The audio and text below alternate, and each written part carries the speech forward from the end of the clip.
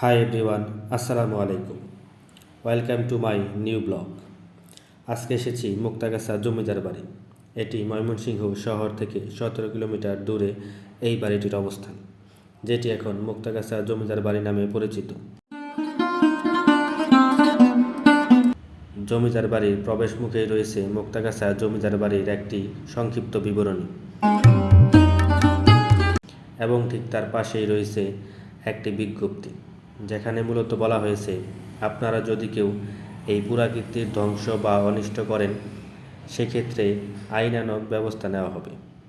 আর তাই অবশ্যই আপনারা যারা মুক্তাগাছা জমিদার বাড়িতে যাবেন, এসব বিষয়ে একটু সতর্ক থাকবেন। মুক্তাগাছা জমিদার বাড়ির প্রবেশ মুখেই রয়েছে বিশাল একটি ফটক।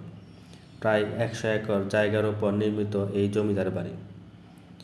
এখন চলুন ঘুরে দেখে আসি পুরো জমিদার বাড়ি, আর আমাদের সাথেই থাকুন।